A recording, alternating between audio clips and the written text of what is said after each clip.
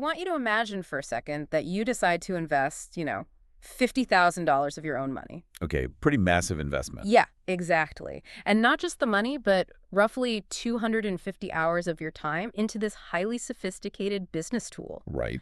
But then, after a whole year of using it, you suddenly realize you've been holding the tool entirely upside down the whole time. Oh, man.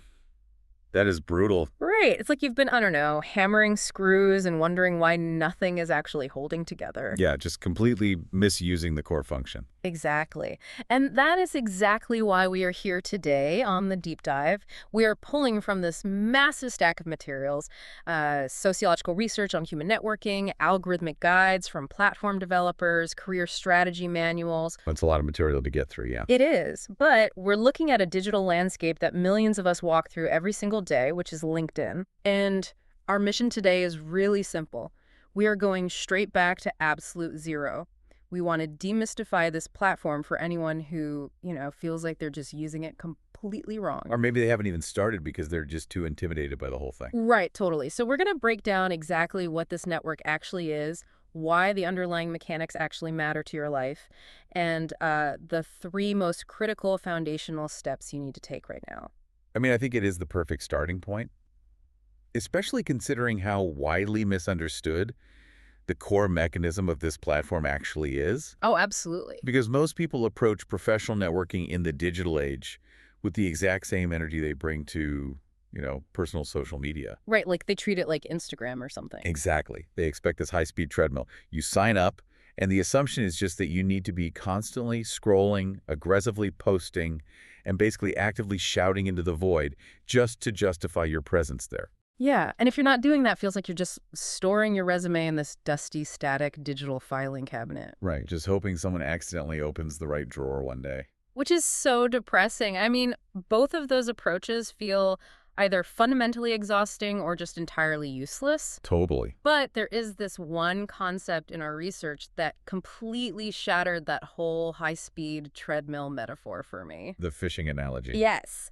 It's this analogy about a kid on a dock, and it just perfectly illustrates the actual mechanism of a well-built network. It is arguably the best visualization of asynchronous professional growth that I've seen. So, okay, picture this. You have this little kid sitting on the edge of a wooden dock on a really quiet lake. It's a sunny afternoon. Setting the scene, I like it. Right. So he's got his fishing rod out, the line is in the water, and he's just staring intently at the little red and white bobber. Right. He sits there for an hour, fully active, fully engaged, but literally nothing happens. Not a single bite.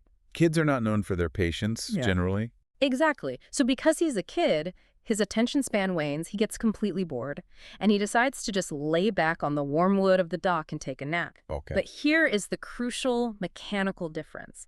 He doesn't reel his line in. Right. He leaves the baited hook perfectly positioned in the water. So he removes his active attention, but he leaves the mechanism entirely in place. Right. He goes to sleep, and then, an hour later, he wakes up, rubs his eyes, and looks over at his rod. And the tip is just bending violently toward the water. Oh, wow. Yeah.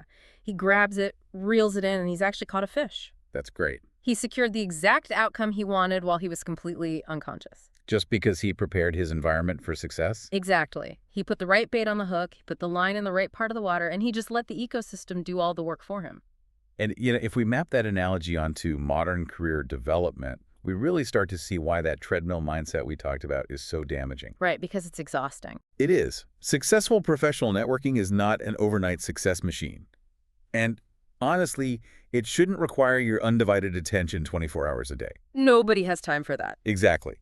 The platform is actually designed to be an engine that runs in the background of your life. Right.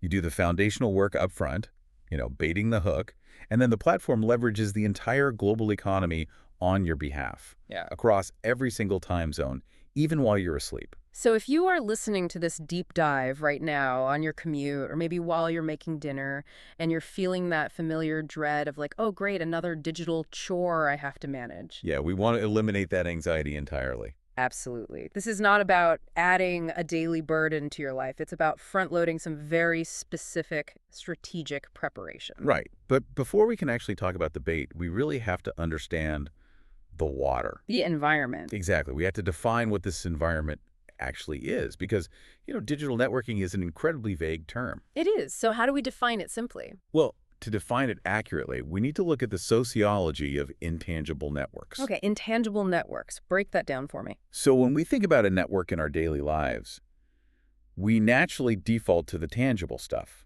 right? Like the interstate highway system is a tangible network of concrete that connects physical cities. Right, or like the electrical grid. Exactly. It's a tangible network of substations and wires. You can literally see them, you can measure them physically. But obviously, professional relationships don't exist in physical space like that. Precisely. You can't touch a relationship. Mhm. So the closest real-world equivalent to what this platform actually builds is really a family tree. Oh, a family tree. That makes a lot of sense. Right, because a genealogical map doesn't exist as a physical object in nature. It's a conceptual framework. It maps out these invisible historical and biological relationships across time and geography. Right. And LinkedIn essentially functions as an intangible family tree for the entire global economy. That's a wild way to think about it. It is. It maps who you know, who those people know, and exactly how everyone's professional histories kind of intersect. One of the career strategists in the sources actually described it as a contact management toolkit that functions as a three-dimensional business card, which I loved. A three-dimensional business card. Yeah, that's a great visual. Because that 3D aspect is really what makes the map functional rather than just, decorative. Right. Like, think about a traditional paper business card. It's basically a dead end. Yeah, it's just a piece of cardstock with a name and a phone number on it. Exactly. It has zero depth. But a 3D business card, when it's situated inside this intangible network, it actually shows your entire trajectory. It shows where you used to work, the specific projects you've completed. Yes. And the people who are actually willing to publicly vouch for your character. And most importantly, it shows the exact pathways connecting you to the person who is looking at the card. And those pathways, that is the actual currency of the platform. That's what matters. Right. But to understand how those pathways are governed, we really have to look at how the algorithm limits access. Okay, let's get into the math of this. Well, most people are familiar with that sociological concept of 6 degrees of separation, right? Right. Stanley Milgram's small world experiment. The idea that any two people on Earth are 6 or fewer social connections away from each other. Exactly. And the famous pop culture variation of that is the 6 degrees of Kevin Bacon game. Right, where you can link literally any obscure actor to Kevin Bacon through this chain of co-stars in 6 steps or less. Right, but what is critical to understand about this specific platform's architecture is that it intentionally rejects that 6-degree model. Wait, really? It completely rejects it? Yes. The algorithm strictly restricts your actionable network to just 3 degrees of separation. Just 3. So by limiting it to 3 degrees, the platform is essentially building a perimeter fence around your entire network. Exactly. It's acknowledging that beyond 3 handshakes, the social trust just degrades way too much to be useful in any kind of business context. That makes sense. I mean, a connection that is 4 or 5 steps removed, that's essentially just a cold call at that point. That is exactly the psychological reasoning behind the algorithm. Right. So let's break down those 3 degrees. Yeah, let's do it. The first degree represents your immediate orbit. These are people you have directly accepted an invitation from. So former colleagues, clients, people you went to school with. Right. The research calls these your hot connections because the trust is already firmly established. If you send them a message, they know exactly who you are. Right. There's no awkward reintroducing yourself. So the next orbit out from that would be the 2nd degree. Yes. And I don't know these people directly, but we share at least one mutual 1st-degree connection. Exactly. And those are considered your warm connections. There is a bridge of borrowed trust available there. Borrowed trust. I like that phrase. Because you can leverage your mutual acquaintance to, facilitate an introduction. Right. And then finally, we have the 3rd degree. Right. These are the people connected to your 2nd-degree connections. So you are separated by 2 intermediaries. 2 handshakes away. Exactly. Yeah. These are the cool connections. They sit right on the outer edge of your mapped ecosystem. You can see them, but reaching them requires just a little bit more strategic navigation. But honestly, even with that perimeter fence in place at 3 degrees, the math on this is absolutely staggering. Oh, it really is. Let's extrapolate this for the listener.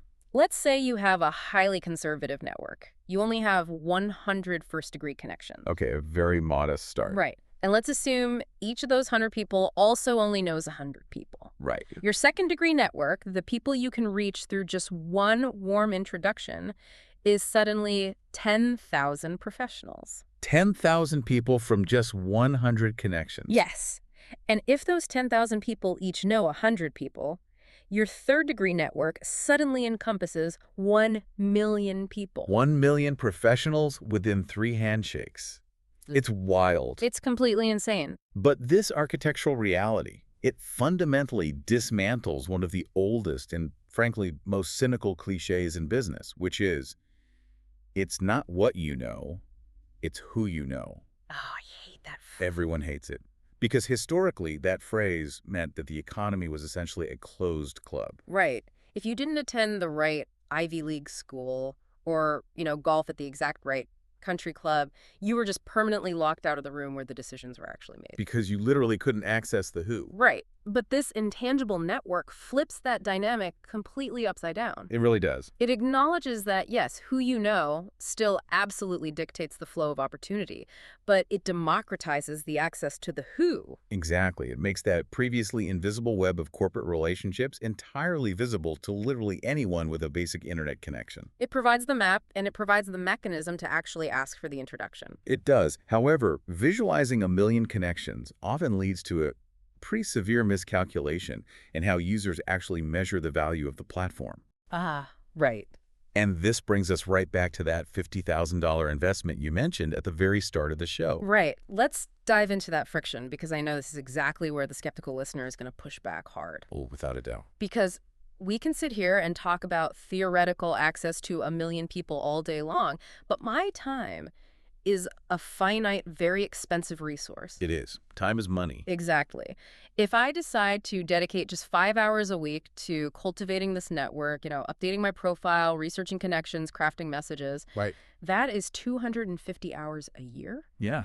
And if my professional time is valued at, let's just say, $200 an hour, I am essentially making a $50,000 annual investment into this intangible digital map. That's a lot of capital. It is. So I need to know how I justify that to myself or, to a CFO, because a spreadsheet is always going to demand a direct, measurable return on that capital. Well, if you approach networking with the mentality of a financial analyst who is evaluating a quarterly earnings report, you are going to categorize this platform as a massive, catastrophic failure. Really a catastrophic failure. Absolutely. Right. Let's actually run this scenario. You invest that $50,000 of your time over 12 months, right? Okay. And at the end of the year, you audit your closed business, and you find that you can directly trace exactly one single consulting contract worth, let's say, $30,000 back to a specific message you sent on the platform. Okay, so doing the raw math on that right now, a $30,000 return minus the $50,000 investment, Right. divided by the $50,000 investment, that is a negative 40% return. Right. A traditional financial analyst would look at that and tell you to cut your losses and permanently delete your account immediately. They would. And they would be entirely 100% wrong. Because they're measuring it wrong. Exactly. Because they are applying a purely transactional metric to what is actually a relational ecosystem. Our sources actually quote that classic Lee Corso line from ESPN. Not so fast, my friend. I love that. Right. The fatal flaw in the spreadsheet mentality is that it assumes all returns in networking are direct, they're immediate, and they are neatly traceable. Right, like putting a quarter in a vending machine and getting a soda back immediately. Exactly. But the true value of an intangible network is actually realized through indirect, long-term, passive compounding. It's the difference between buying a scratch-off lottery ticket and, planting an orchard. That is a perfect analogy. You can't measure the success of an orchard by how many apples you can pick on the second day you planted the seeds. Exactly. You have to consider the passive return of brand equity. Right. Because during those 5 hours a week, you aren't just sending out cold transactional pitches. You are sharing thoughtful analysis on industry trends. You are answering really complex questions in public forums. You're showing your work. You are quietly proving your extreme competence to those 10,000 people in your second-degree network. And you might not see a single dime from that specific activity in year 1. But then, let's say in year 3, one of those second-degree connections is suddenly promoted to a VP role. Okay. They encounter a massive corporate crisis, and your name is literally the first one that pops into their head because you have systematically established top-of-mind awareness. Right. They reach out to you, and you land a multi-year, $500,000 contract. Wow. That inbound revenue was entirely generated by that initial $50,000 time investment.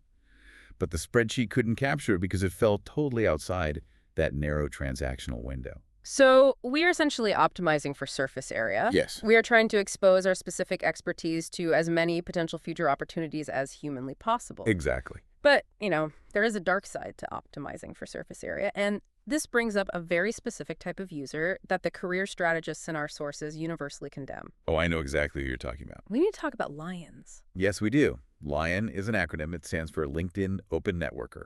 Right. These are individuals who have completely gamified the entire system in the absolute worst possible way. Oh, it's so bad. Their stated strategy is basically to connect with absolutely anyone and everyone who crosses their path online, Yep. regardless of shared industry, mutual connections, or any actual genuine conversational intent. I have absolutely encountered these profiles. It's wild. They treat their connection count like a high score in an arcade game. They really do. They proudly display on their profile that they have, 30,000 connections, and they just blast out these generic automated requests to complete strangers all day long. It's relentless. But purely from an algorithmic standpoint, that has to backfire eventually, doesn't it? Oh, it backfires on multiple levels. Yeah. Sociologically, it is the digital equivalent of the sleaziest possible behavior you could imagine at an in-person conference. Oh, paint that picture for me. Okay, imagine walking into a massive convention hall. You sprint up to a complete stranger, you silently shove your paper business card into their jacket pocket, and then you immediately sprint away to do the exact same thing to the next person. That is horrifying. Right. You weren't building a network, you were literally just littering. Yeah. You were demonstrating to everyone that you only care about your own distribution, and you have absolutely zero interest in creating mutual value. And from an algorithmic standpoint, think about the math. If you have 30,000 connections, but literally nobody in that group actually knows you, Right. when you post an update, nobody engages with it. Exactly. So the algorithm looks at that, sees a massive audience with a 0% engagement rate, determines that your content is completely worthless, and just buries it. Precisely. The system penalizes you for it. A network of 500 people who actually trust you, who actually take the time to comment on your insights, and are truly willing to facilitate warm introductions, is infinitely more powerful than a hollow, useless database of 30,000 total strangers. Quality over quantity. Always. The platform only yields real results when it is used to foster genuine relationship building. Yeah.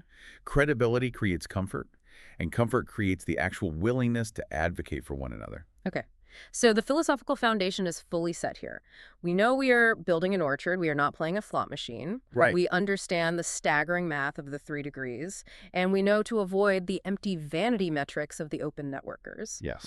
But before we can actually start interacting with this system, we run into a major psychological roadblock. We do. And this transitions us from, the theory of the ocean to the actual mechanics of casting a line. And that specific mechanic begins with what the research calls the existential question. Which is so dramatic, but it's true. I want to pose this directly to the listener right now. It is a deceptively simple 5-word question. Why are you on LinkedIn? Right.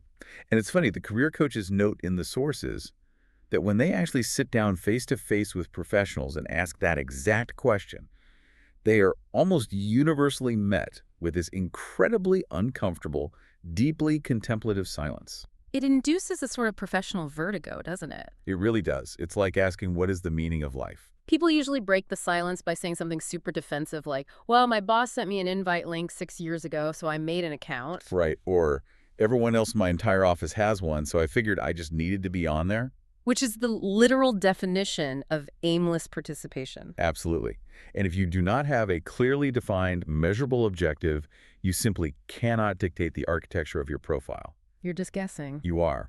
And you certainly cannot measure whether your massive time investment is yielding any of those passive returns we talked about. Right. Because the platform represents the entire global economy, the definition of success is completely 100% localized to the individual user. So we need to give the listener a menu of potential goals right now so they can lock one in and stop wandering aimlessly. Let's hear it. The most obvious one is active job hunting.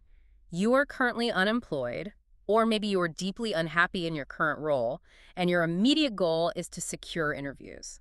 Right. Active job hunting is definitely the most recognized use case, but passive career management is equally as important. Passive management, okay. Yeah. You might actually love your current job, Mm-hmm. but your goal is to ensure that if a recruiter for, once-in-a-lifetime role at your absolute dream company is quietly scouting for talent, your profile is perfectly optimized to be discovered by them. Right, you want to be poachable. Exactly. But what if we move away from the employee mindset entirely? Let's say I'm an entrepreneur or I'm a regional sales director. My goal might be purely focused on B2B lead generation. Sure. I am using the search mechanics to find specific decision makers at specific companies so I can map out a highly targeted introduction strategy. Or you could flip that around. Say you are the founder of a rapidly growing tech startup, and your primary goal is talent acquisition. Recruiting. Right. You aren't looking for a job at all. You are trying to bypass those incredibly expensive external recruiting agencies by directly sourcing and evaluating top-tier engineers or graphic designers yourself. There is actually one more goal mentioned in the research that I found genuinely fascinating because it has absolutely nothing to do with hiring or selling whatsoever. Which one is that? It's the concept of using the platform as an informal board of advisors. Oh, yes. This is perhaps the most heavily underutilized strategy available on the entire platform. Right. The research highlights this brilliant case study. There was a mid-level manager who was tasked with figuring out how to implement a viral marketing campaign for his company's brand new software product. Okay. But he didn't have the massive budget required to hire a top-tier consulting firm in New York, and he was just hitting a complete creative wall. So instead of trying to just brute force a solution in total isolation, he actually leveraged his network. Exactly. He drafted a highly specific, extremely intellectually engaging question about the core mechanics of viral coefficients, and he posted it to a specialized industry group on the platform. He wasn't just asking for a handout, though. No, not at all. He was sparking a high-level, rigorous debate. And within 48 hours, he received incredibly detailed, actionable advice from senior marketing executives all across the country. That's incredible. He gathered tens of thousands of dollars worth of premium consulting insights for absolutely free. Wow. His goal was purely intellectual capital, and the intangible network delivered it because he provided a space for experts to do what they fundamentally love doing, which is sharing their expertise. Showing off how smart they are. Exactly. Okay, so the listener picks their specific goal. Let's say their goal is, I want to attract freelance copywriting clients specifically in the renewable energy sector. Okay, a great, highly targeted goal. Right. But I can already hear the friction building up again in the listener's mind. Oh, yeah. Yeah, the listener's thinking, okay, that's a great goal, but I'm currently drowning in my actual day-to-day life. I have an inbox with 400 unread emails. I'm in back-to-back Zoom meetings until 5. My phone is constantly buzzing with text messages.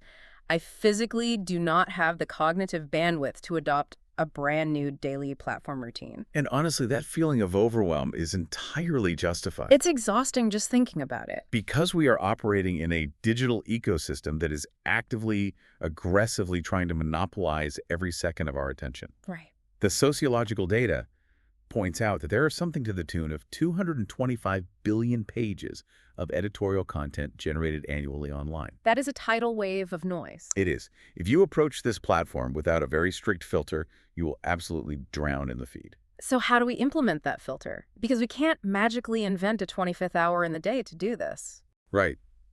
The solution provided by the strategist is actually shockingly simple, provided you have successfully defined your specific goal. Okay, what is it? You only need 15 targeted minutes a day. 15 minutes. That is literally the time it takes to drink a cup of coffee in the morning. Exactly. How do you possibly execute a global networking strategy in just 15 minutes? By being ruthlessly surgical with your attention. Okay, walk me through it. So, if your goal is to find renewable energy copywriting clients, you do not spend a single second passively scrolling the main feed looking at generic inspirational quotes. No doom scrolling. 0. Your 15 minutes are highly structured. Minute 1 through 5. You run a Boolean search for marketing director and renewable energy, and you quickly review the profiles of the top 3 results. just to understand their current corporate projects. Okay, research. Right. Minutes 6 through 10. You go to a dedicated green energy forum on the platform, and you leave exactly one thoughtful, paragraph-long comment on a highly active discussion about, say, new solar regulations. Adding value. Exactly. And finally, minute 11 through 15. You send one highly customized, value-driven direct message to a second-degree connection, simply asking for a brief 10-minute informational chat. And then You close the tab. you just walk away. You shut it down entirely. You have executed your daily strategy. You baited the hook, you checked the line, and you went right back to your actual life. Wow. It is about effective, highly measurable participation. It's not about endless, anxious scrolling. I love that.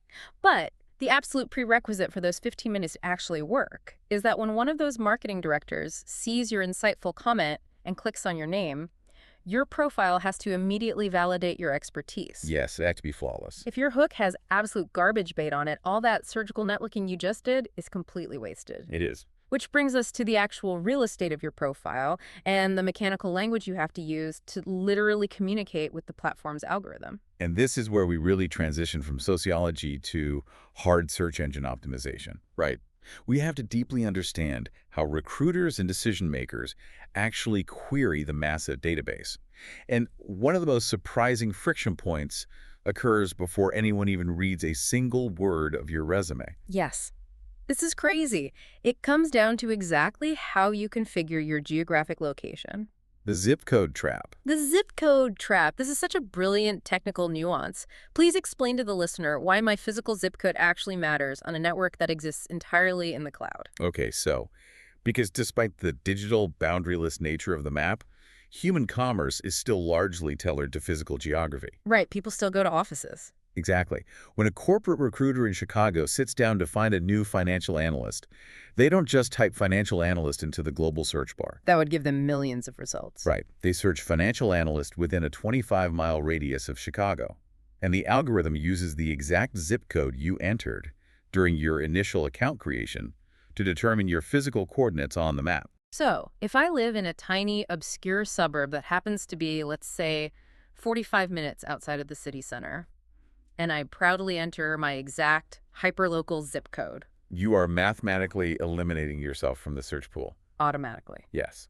The algorithm draws its 25-mile radius around downtown Chicago. Yeah. Your obscure suburb falls just outside that invisible geographic fence, and the recruiter literally never even sees your name. That is so frustrating. You could be the most qualified analyst on the planet. You could be a genius, but algorithmically, you simply do not exist in their query.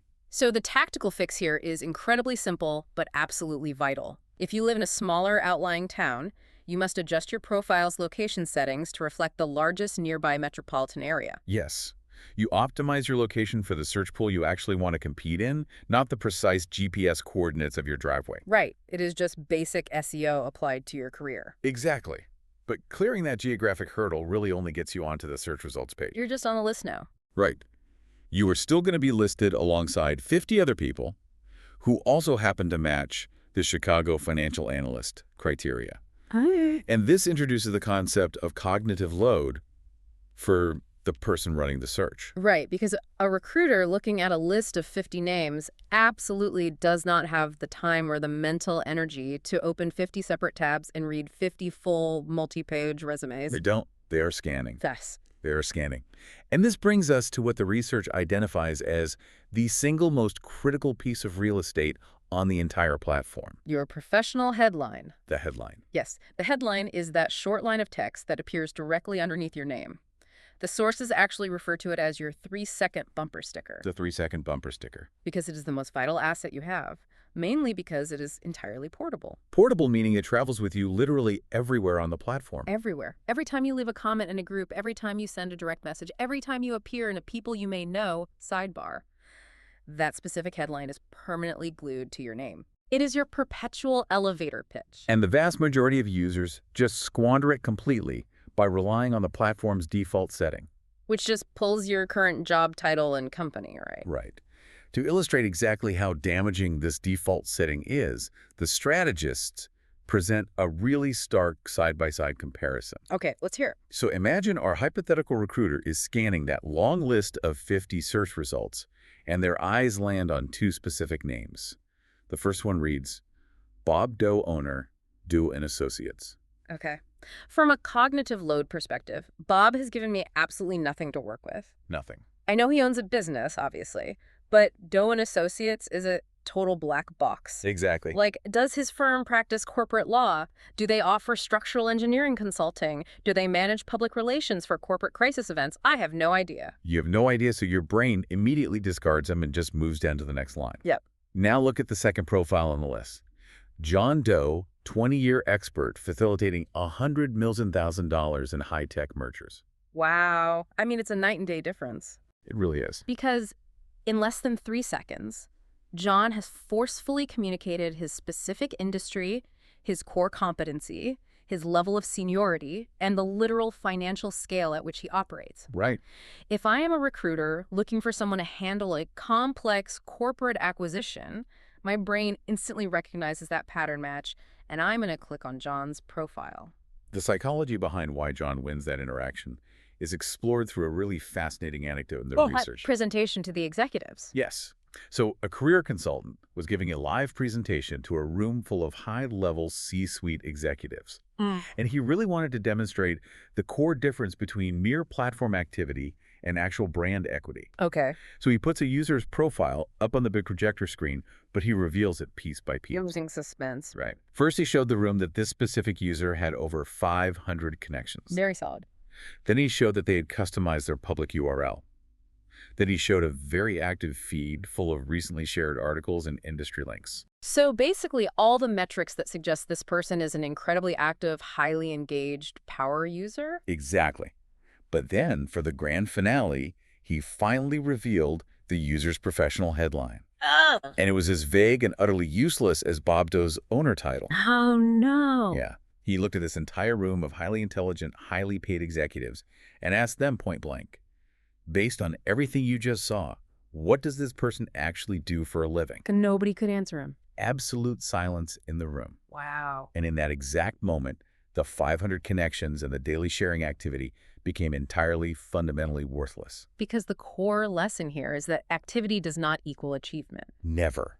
You can spend 3 hours a day generating friction on the platform, but if a busy decision maker cannot ascertain your specific business value in 3 seconds or less, you do not exist. Your headline must be highly functional, rich with industry-specific keywords, and it has to immediately project your brand's unique value proposition. So we fix the location data, we craft the perfect 3-second John Doe bumper sticker, and the recruiter finally clicks on our name. Success. Right. They arrive at our actual profile page. The very next major section they encounter is the summary. Ah, the summary. And here we run into a really fascinating psychological trap that utterly ruins otherwise brilliant profiles. It is called the conflation trap. The conflation trap. This occurs when a user fundamentally misunderstands the core purpose of a personal profile versus a corporate page. Right. They basically just copy and paste their company's slick marketing brochure directly into their personal summary. Which blurs the lines completely. It completely blurs the lines between who they are as an individual professional and the corporate entity they happen to work for. The research highlights a specific example of this that is honestly almost painful to analyze. It is. It was the profile of a very senior executive. She started her summary by establishing her personal pedigree, which was great. She listed massive corporate achievements, noting that she had provided direct strategic consulting for titans like Motorola, AT&T, Office Depot, and American Express. I mean, that establishes massive, undeniable individual credibility. Right. But then she falls headfirst right into the trap. Oh, yeah. Because in the very next paragraph, the tone just shifts violently. She writes, "We offer a unique, exclusive, and cost-effective process to build leadership capacity." We? Yes, we. And then immediately following that corporate sentence, she pivots right back and writes, "Recently, Crane's Business named me the top networker in Chicago. I am also the author of 11 books." The whiplash there is just intense. It makes you dizzy. She is swinging wildly back and forth between the first-person singular I and the first-person plural we. I consult for Motorola. We offer a cost-effective process. I wrote 11 books. Right. It creates massive cognitive dissonance for the reader. It does, because the psychological trust immediately breaks down. The reader is suddenly totally confused about what exactly is actually being sold here. Exactly. Like, is this a narrative biography about a highly accomplished individual thought leader? Or is this just a poorly disguised B2B sales pitch for a consulting agency? Did she spend 17 years optimizing supply chains? Or has her firm been in business for 17 years? You just don't know. The rule to avoid this is absolute. Your personal profile is exclusively about you as a human being. 100%. It is the narrative story of your unique skills, your personal leadership philosophy, and the specific, measurable impact you bring to the table. If you want to talk about your company's proprietary cost-effective processes, you build a completely separate company page for the business, and you just link to it. Right. The personal summary needs to use the word I, and it needs to be written as an engaging human narrative, not a dry, bulleted list of job duties copied straight from an old resume. But, writing a truly compelling narrative about your own achievements introduces another deeply ingrained psychological hurdle for people. It feels weird to brag. It feels terrible. For many professionals, explicitly detailing how brilliant and successful they are feels deeply, viscerally unnatural. It triggers major imposter syndrome. It does, or it simply feels like arrogant, unseemly bragging. It's the anxiety of the annual self-evaluation form. Literally nobody likes writing them. Right.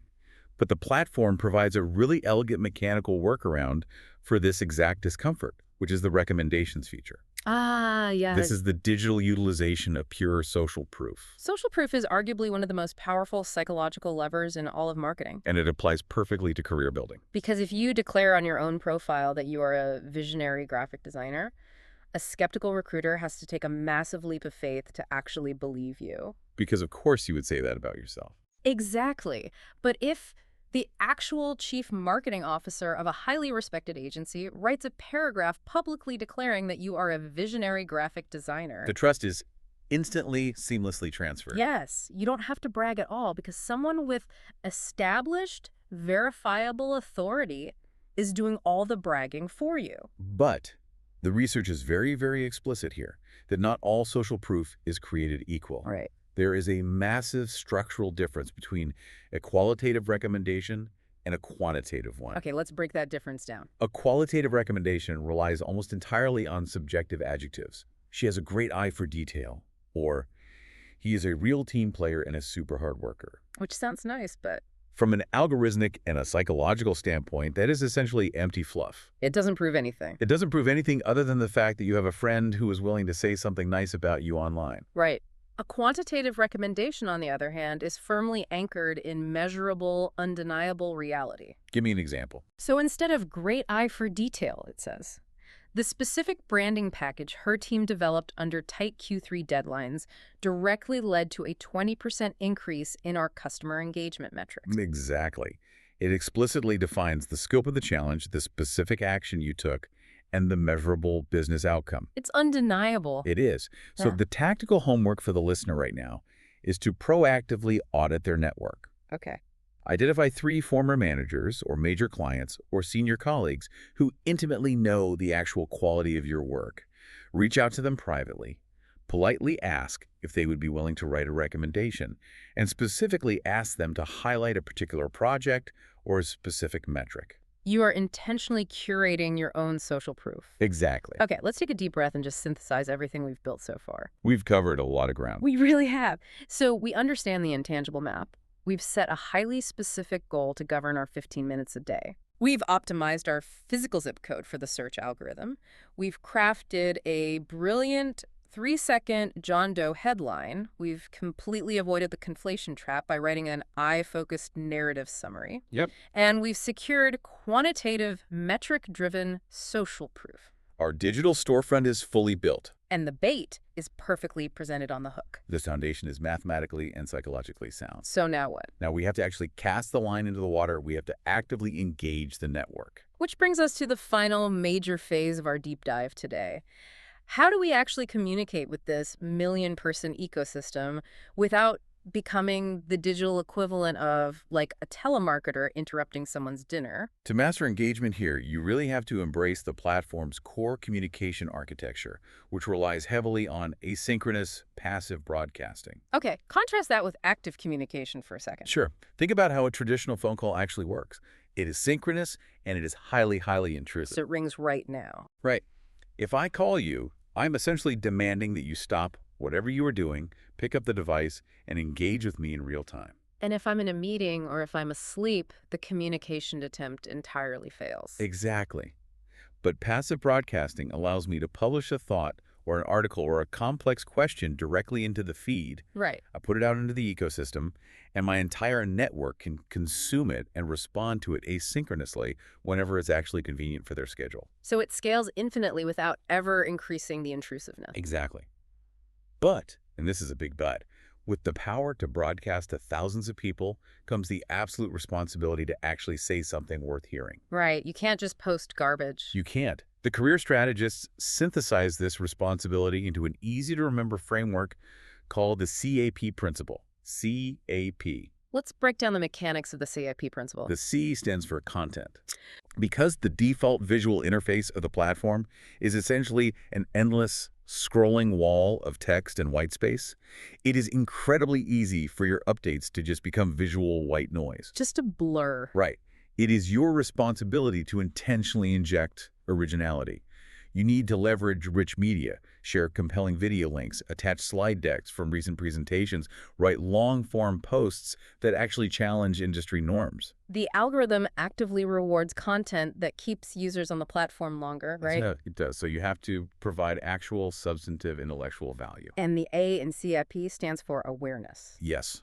Awareness is about actively managing the wide distribution of your digital identity. What does that look like in practice? It means cross-pollinating your professional brand. So if you write a really insightful article on a specific industry blog, you ensure your platform URL is embedded right there in the author bio. Okay. It's about making sure that your highly optimized digital storefront is easily discoverable from multiple entry points across the broader internet. So content and awareness. But let's get into the actual day-to-day friction of creating that content. Let's do it. When we talk about posting status updates, we immediately run into this massive conflict between personal social media habits and professional brand management. Well, this is the biggest stumbling block for most users. What is the Goldilocks zone for posting? How do we ensure we are actually adding signal to the network rather than just creating more annoying noise? The foundational rule here is absolute, strict separation of context. Okay. The mechanics of personal social media platforms actively reward high-frequency, highly intimate, very mundane updates. Right. Professional networks actively punish that exact same behavior. The research uses the gallon of milk analogy here, which is just perfect. It really paints the picture. If you go to a personal social media app like Uh-huh. Instagram and you post a funny picture of yourself buying a gallon of milk at midnight in your pajamas, your friends will like it. Right, they'll comment, they'll laugh. It builds personal intimacy. Exactly. Mm. But if you take that exact same update, that same picture, and you broadcast it to your professional network, you are inflicting severe cognitive damage on your own brand. You really are, because decision makers and corporate recruiters do not care about your grocery habits. At all. If you consistently fill their curated feed with mundane, non-business updates, they will mentally categorize you as an amateur. Right. They will mute your updates, or honestly worse, they will sever the connection entirely just to clean up their own feed. So what actually constitutes a valid high signal status update?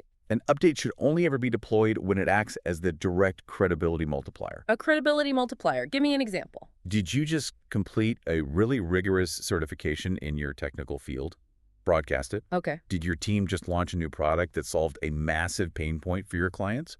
Post a detailed breakdown of the solution? Oh, your work. Exactly. Yeah. Or did you just read a really controversial op-ed in the Wall Street Journal that fundamentally challenged your perspective on the upcoming fiscal year? You share the link. You share the link, but more importantly, you add a full paragraph of your own critical analysis to it. Right. You don't just drop a link and run. Exactly. Yeah. You are actively demonstrating to your network exactly how your brain processes complex information.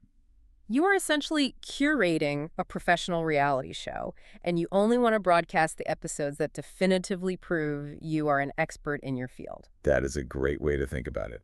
But, a broadcast is essentially just a one-way street. I'm talking at you. How do we shift from broadcasting into actual two-way dialogue? The most potent mechanism for genuine dialogue is actually found within the platform's specialized groups and discussion forums. Right.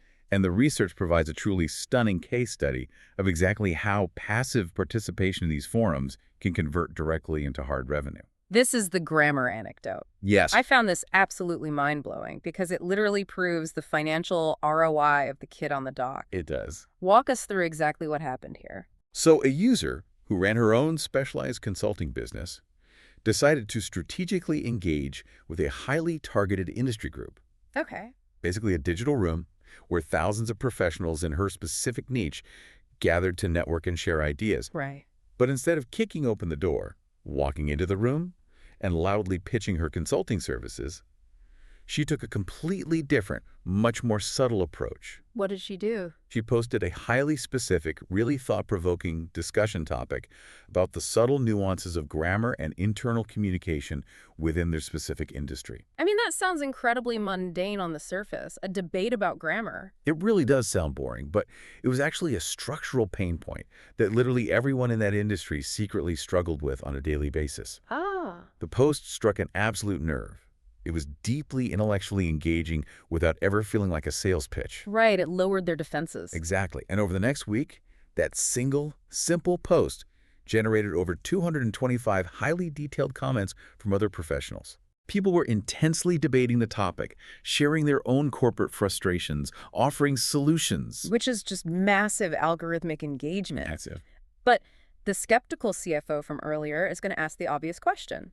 Did 200 comments about grammar actually generate any real money? It generated massive inbound opportunity How? because she was the architect of the entire discussion. Her name and her perfectly crafted 3-second bumper sticker were permanently anchored at the very top of the thread. Ah, right. She subtly positioned herself as the calm, highly knowledgeable expert facilitating this really high-level conversation. That is brilliant. The sources actually quote the direct messages she began receiving behind the scenes because of this. What did they say? Senior executives were writing to her privately saying, "I absolutely loved how you framed the communication issue in that thread. My company is struggling with exactly this, and we need to hire your firm to come in and fix it." Direct leads. Yes. Another user wrote, "Your insights in that discussion were brilliant. Could I hire you right now to consult on my executive resume?" Unbelievable. She even had a parent message her out of nowhere to say they were saving her contact info to hire her years down the line when their son applied to college. That is the ultimate validation of the asynchronous model. It really is. She spent maybe, 20 minutes drafting a thoughtful question? Probably is. She baited the hook, and then she went right back to running her actual business. Right. And while she was working on other things, 225 people organically interacted with her trap, and multiple highly qualified leads actively reeled themselves in and asked to pay her money. Because it completely leverages the psychological principle of reciprocity. Reciprocity. Right. By freely sharing a space for intellectual engagement, you trigger this deep subconscious desire in others to return the value to you. Yeah, that makes sense. When someone in that 200-person thread realizes a week later that they finally have the budget to hire a consultant, they aren't going to go run a cold generic search. No, they're going to reach out to the person they already know. They're going to reach out to the thought leader who brilliantly facilitated the fascinating discussion they just participated in. Okay, so we've completely mastered the passive broadcast and the group discussion. Oh, yeah. Let's look at the most direct, aggressive form of phishing in this entire ecosystem, Okay. the introduction. We are moving from asynchronous attraction to synchronous direct outreach. This is where a lot of people mess up. Let's say I run my highly targeted search and I find the exact vice president of marketing I want to pitch my services to. Yeah. They are a second-degree connection.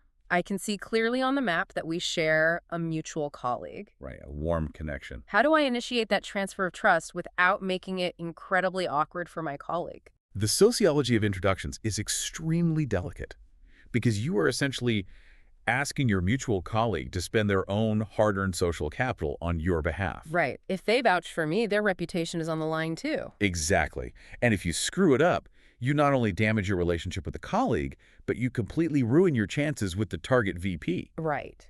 The strategists have an absolute zero-tolerance policy for the single most common mistake users make here. Which is using the platform's auto-populated default text. Exactly. It's the worst thing you can do. When you click Connect, the platform usually offers this generic pre-written message like, I'd like to add you to my professional network. It's so robotic. If you use that default text, you are instantly loudly communicating to the recipient that your request is purely transactional. You're saying, I want access to your valuable network, but I value your time so little that I couldn't even be bothered to type 20 words of customized context. It's basically an insult disguised as a friendly greeting. It's the equivalent of walking past their desk, dropping a pre-printed flyer on their keyboard, and just walking away without saying a word. Exactly. So customization is absolutely mandatory. But what is the actual anatomy of a successful, customized introduction request? The fundamental rule is that you must add value to the intermediary. Yeah. You have to actively remove all the friction from the favor you're asking for. Remove the friction. Okay, let's say you want me to introduce you to that VP of marketing, Sarah. Okay, I want to meet Sarah. Do not just send me a lazy message saying, hey, can you introduce me to Sarah? Right, because then what do you have to do? If you do that, you are forcing me to do literally all of the heavy lifting. Yeah. I have to sit there and figure out how to explain who you are, why you want to talk to Sarah, and why Sarah should actually care to take the meeting. I'm basically making my networking feel like a chore for you. Precisely. You're giving me homework. Instead, you need to craft what they call a forwardable email. A forwardable email. Right. You send me a message that explicitly states your exact intentions, whether it's just a 10-minute informational interview or it's a specific product pitch. And you provide a beautifully written, concise paragraph about your own qualifications that I can literally just copy and paste. Oh, that's smart. You give me the exact ammunition to say, Sarah, I highly recommend you take 10 minutes to speak with the host. They spearheaded a massive, highly successful data migration project for me last year, and their strategic insight is honestly unparalleled. I absolutely love that. You engineer the exact phrasing you want used to describe your own reputation. Yes, you control the narrative while making my life easier. But, okay, what if we don't have a mutual connection at all?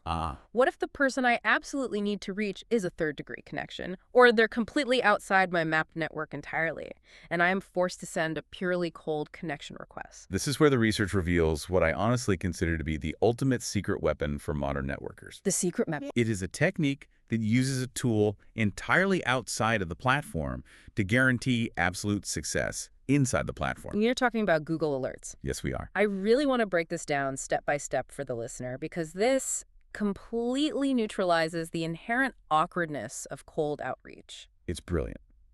Let's assume there is an industry titan you desperately want to connect with. Okay. If you just send them a cold invite out of the blue saying, I really admire your work, let's connect, you are just another anonymous face in a sea of sycophants begging for their attention. Right, they probably get 50 of those a day. They do, and they will ignore every single one of them.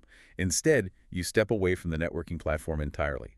You go over to Google Alerts, and you set up a dedicated, highly specific monitor for their exact name and their company. So you are essentially deploying a custom algorithmic radar across the entire internet, permanently locked onto their professional identity. Exactly. And then you just go about your life. You wait. You leave the hook in the water.